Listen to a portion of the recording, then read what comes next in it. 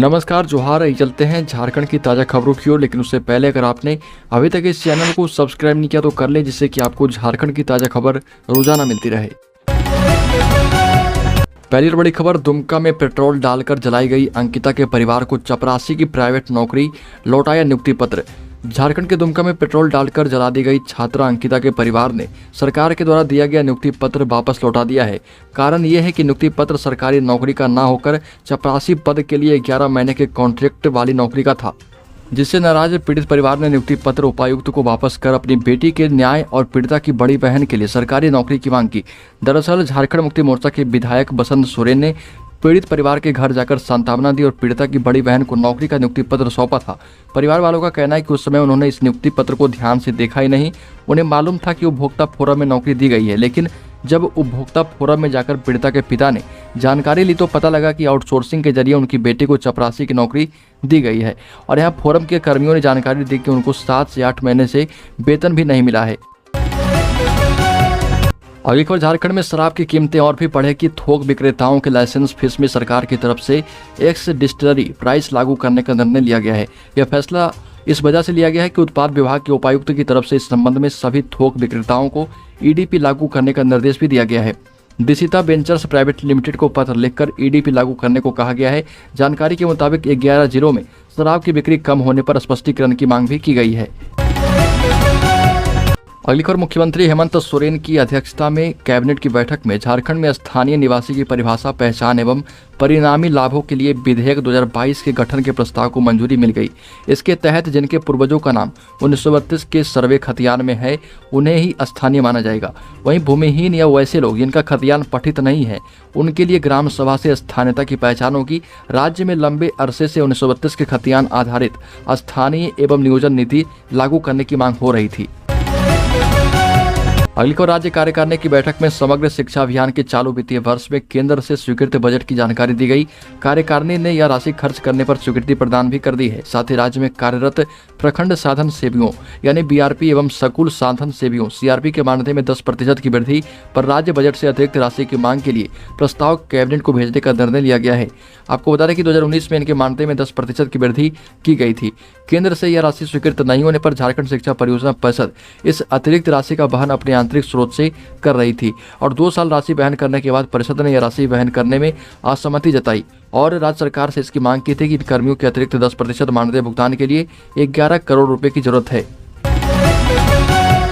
अगली खबर, झारखंड में 1932 खतियान लागू होने पर हाईकोर्ट के वरीय अधिवक्ता अजीत कुमार ने 1932 के खतियान के आधार पर स्थानीय नीति बनाए जाने पर कहा कि यह स्पष्ट नहीं है कि क्या सरकार ने इसे नियोजन नीति से जोड़ा है, क्योंकि इसे पूर्व में झारखंड हाईकोर्ट की संवैधानिक पीठ खारिज कर चुकी है। सरकार अगर निर्धारित शर्तों का पालन किए बिना ही ऐसी नीति बना रही है तो यह सिर्फ कागजी बनकर रह जाएगा। कुल मिलाकर दोनों फैसले राजनीतिक रूप से प्रतीत हो रहे हैं, जो कि राजनीतिक लाभ लेने के लिए बनाए गए। अगली खबर, राज्य में 1932 लागू होने पर झारखंड प्रदेश कांग्रेस कमेटी के अध्यक्ष राजेश ठाकुर ने अपनी प्रतिक्रिया दी और प्रतिक्रिया के दौरान कहा कि इस ऐतिहासिक एवं बहुप्रतीक्षित निर्णय के लिए प्रदेश कांग्रेस प्रभारी अविनाश पांडे, मुख्यमंत्री हेमंत सोरेन एवं कांग्रेस विधायक दल के नेता आलमगीर आलम बधाई के पात्र हैं। प्रदेश अध्यक्ष राजेश ठाकुर ने कहा कि आज तक इस नाम पर सिर्फ राजनीति होती रही है, लेकिन पहली बार महागठबंधन ने इसे नीतिगत रूप से कैबिनेट में स्वीकृति प्रदान की है। प्रदेश अध्यक्ष ने कहा कि ओबीसी आरक्षण के प्रतिशत में वृद्धि के लिए सड़क से लेकर सदन तक आंदोलन भी किया था। अब स्थानीयता की पहचान निर्धारण का मार्ग प्रशस्त होने से स्थानीय युवाओं को रोजगार के लिए पलायन नहीं करना पड़ेगा। अगली खबर, राज्य में 1932 लागू होने पर सुदेश महतो, जो कि आजसू पार्टी के प्रमुख हैं, उन्होंने कहा कि मैंने विधेयक की कॉपी देखी नहीं है। अभी तक जो बातें सामने आ रही है उसके मुताबिक 1932 के खतियान पर स्थानीयता प्रभावित की जाएगी। ऐसे में जिन जिलों में 1932 के बाद अंतिम सर्वे सेटलमेंट हुआ है वहां के निवासियों का क्या होगा। कुछ जिलों में 1964-65 में सर्वे सेटलमेंट हुआ है। आजसू की मांग अंतिम सर्वे के आधार पर स्थानीय नीति प्रभावित करने की रही है। जहां 1932 में अंतिम सर्वे सेटलमेंट हुआ है वहां 1932 को कट ऑफ डेट मानना चाहिए और जिन जिलों में बाद में सर्वे हुआ है वहां पर उस वर्ष का कट ऑफ डेट होना चाहिए। राज्य सरकार ने आनंद फानंद में जातीय जनगणना पर पहल किए बिना सीधे आरक्षण की सीमा बढ़ाने का निर्णय ले लिया है, जबकि आरक्षण बढ़ाने का मूल आधार जातीय जनगणना ही होना चाहिए था। अगली खबर गढ़वा जिले के रंका प्रखंड की दुधवल पंचायत के मुखिया इजहार अंसारी को रंका थाना पुलिस ने सुबह करीब 8 बजे उनके घर से गिरफ्तार कर न्यायिक हिरासत में भेज दिया है। थाना प्रभारी रामेश्वर उपाध्याय ने बताया कि बीडीओ देवानंद राम ने मुखिया पर सरकारी कार्य में बाधा डालने, कार्यालय कक्ष में अमर्यादित व्यवहार करने का मामला दर्ज कराया था। पुलिस ने मुखिया इजहार अंसारी को गिरफ्तार कर न्यायिक हिरासत में जेल भेज दिया है। मुखिया की गिरफ्तारी क्षेत्र में चर्चा का विषय बना है। मालूम हो कि वीडियो के साथ हुई घटना का वीडियो वायरल हो रहा है। इसमें मुखिया इजहार अंसारी बीडीओ देवानंद राम के लिए अमर्यादित भाषा का प्रयोग करते नजर आ रहे हैं। अगली खबर झारखंड में 1700 ITI पास युवाओं को सरकार जल्द देगी सरकारी नौकरी। जल्द सरकार 1700 ऐसे युवाओं को नौकरी देगी जो ITI पास हैं। यह घोषणा खुद झारखंड सरकार के मंत्री ने की है। श्रम नियोजन मंत्री सत्यानंद भोक्ता ने इसकी घोषणा करते हुए कहा कि राज्य सरकार ITI पास 1700 युवकों को शीघ्र नौकरी देगी और इसके लिए तैयारी शुरू कर दी गई है। अगली खबर झारखंड हाईकोर्ट के चीफ जस्टिस SK द्विवेदी की अदालत में दुष्कर्म पीड़िता नेत्रहीन युवती के गर्भपात को लेकर दाखिल याचिका पर सुनवाई हुई। सुनवाई के दौरान अदालत ने कहा कि रिम्स की रिपोर्ट के आधार पर अब गर्भपात कराना उचित नहीं है। ऐसे में मुआवजे के रूप में युवती के नाम पर 10 लाख रुपए फिक्स डिपॉजिट कराने का निर्देश दिया गया है। अदालत ने कहा कि उक्त राशि निचली अदालत द्वारा मुकदमा देने के आदेश से अलग होगी। रांची उपायुक्त पीड़िता के पिता के कहने के मुताबिक राष्ट्रीय बैंक में खाता खुलवाएंगे। जच्चा और बच्चा दोनों की देखभाल सरकार करेगी। चिकित्सीय खर्च भी राज्य सरकार को ही उठाना होगा।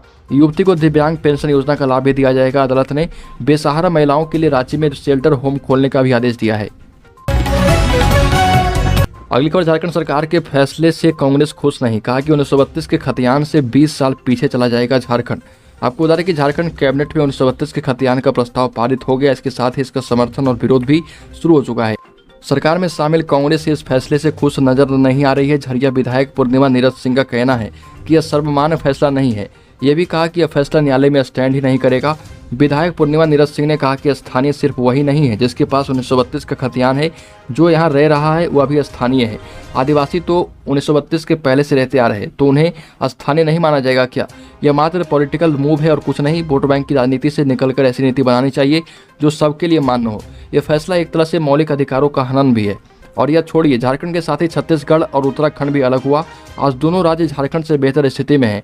बिहार की ही बात करें तो अकेले उत्तरी छोटा नागपुर बिहार की अर्थव्यवस्था को संभाले हुए है, लेकिन झारखंड में इतना खनिज होने के बाद भी बदहाल स्थिति है। अगली खबर झारखंड में ऐसे नक्सल प्रभावित इलाके जहां पर दशकों से माओवादी अपने पांव पसारे हुए थे, अब वहां सीआरपीएफ एवं दूसरे सुरक्षा बलों की पहुंच हो गई है। सीआरपीएफ मुख्यालय में ऑपरेशन से जुड़े एक बड़े अधिकारी का दावा है कि झारखंड में नक्सलियों का प्रभाव वाले अब ऐसे कोई इलाके नहीं बचे हैं जो कि सीआरपीएफ के दायरे से बाहर हों। झारखंड का बूढ़ा पहाड़ इलाका जो नक्सलियों का एक बड़ा गढ़ रहा, उसे भी ढहा दिया गया है। सीआरपीएफ एवं झारखंड पुलिस यहाँ कैंप स्थापित कर रही है। पिछले दिनों यहाँ से नक्सलियों को खदेड़ने के लिए सीआरपीएफ ने ऑपरेशन ऑक्टोपस शुरू किया था। झिंक पानी, पीपर ढाब एवं पुदांग आदि जगहों से नक्सली भाग खड़े हुए हैं। कहीं पर लव एंगल तो कहीं सुरक्षा बलों के द्वारा खत्म की गई सप्लाई चेन टॉप नक्सलियों के खात्मे की वजह बनती जा रही। अगली खबर झारखंड में SC ST और OBC के लिए बढ़ा आरक्षण। अब 77% सीटें रिजर्व हो चुकी है। झारखंड के मुख्यमंत्री हेमंत सोरेन के फैसले के बाद OBC, SC और ST की आरक्षण में वृद्धि का फैसला लिया गया है। अब इन विधेयकों को विधानसभा से पास कराने के बाद केंद्र सरकार को भेजा जाएगा। दोनों ही विधेयकों को 9वीं अनुसूची में शामिल कराने के लिए केंद्र से अनुरोध किया जाएगा। 9वीं अनुसूची में शामिल होने के बाद ही यह झारखंड में लागू हो पाएगा। झारखंड सरकार की कैबिनेट ने राज्य में पदों एवं सेवाओं की रिक्तियों में आरक्षण अधिनियम 2001 में संशोधन का फैसला किया है और राज्य की सेवाओं में कुल आरक्षण सीमा अब 50% नहीं 50% से बढ़ाकर 77% हो गई है। और इस बैठक में कैबिनेट ने OBC, SC और ST के आरक्षण को बढ़ाने संबंधित विधेयक के प्रस्ताव को मंजूरी दे दी है। अगली खबर झारखंड बालिका आवासीय विद्यालय में होगी 4 शिक्षिकाओं की नियुक्ति। झारखंड में संचालित 57 झारखंड बालिका आवासीय विद्यालय में 4 शिक्षिकाओं की नियुक्ति होगी। यह नियुक्ति अनुबंध पर होगी। मुख्य सचिव सुखदेव सिंह की अध्यक्षता में झारखंड शिक्षा परियोजना परिषद की राज्य कार्यकारिणी की हुई बैठक में इस पर सहमति बनी है। साथ ही इन विद्यालय में शिक्षकेतर कर्मियों को आउटसोर्स पर बहाल करने पर भी सहमति बनी। बैठक में यह तय किया गया है कि इन विद्यालय में होने वाली नियुक्ति में सामान्य श्रेणी के अभ्यर्थियों को झारखंड से मैट्रिक और इंटरमीडिएट उत्तीर्ण होना अनिवार्य होगा और अन्य श्रेणी के अभ्यर्थियों को इससे छूट मिलेगी। साथ ही बैठक में 203 कस्तूरबा गांधी बालिका आवासीय विद्यालय में शिक्षकेतर कर्मियों के मानदेय में 20% की वृद्धि पर सहमति दी गई है। वर्ष 2019 में इन विद्यालय में कार्यरत शिक्षिकाओं के मानदेय में 20% की वृद्धि की गई थी, लेकिन शिक्षकेतर कर्मियों को इसका लाभ नहीं मिल पाया था। अगली खबर, हजारीबाग वन आश्रनी को उसकी खोई पहचान दिलाने का कार्य शुरू कर दिया गया है। 186 वर्ग किलोमीटर में फैले इस वन आश्रनी को पलामू की तर्ज पर इसे विकसित किया जाएगा। वन विभाग के द्वारा भेजे गए प्रस्ताव के मुताबिक यहाँ पर पर्यटक बहुत जल्द ही जंगल सफारी का आनंद ले पाएंगे। जंगल सफारी के दौरान वन क्षेत्र में पर्यटक 19 किलोमीटर तक प्राकृतिक सौंदर्य का आनंद ले पाएंगे। जंगली जानवरों को सामने से देखने का मौका मिलेगा। इसके लिए अलग से पाथवे भी बनाया जाएगा। अगली खबर, यूपीएससी की सिविल सेवा की मुख्य परीक्षा 16 से रांची के केंद्र पर निषेधाज्ञा लागू कर दी गई है। आपको बता दें कि संघ लोक सेवा आयोग नई दिल्ली द्वारा आयोजित सिविल सेवा की परीक्षा 2022 16 सितंबर से शुरू होगी। परीक्षा 16 सितंबर से 18 सितंबर एवं 24 सितंबर से 25 सितंबर तक होगी।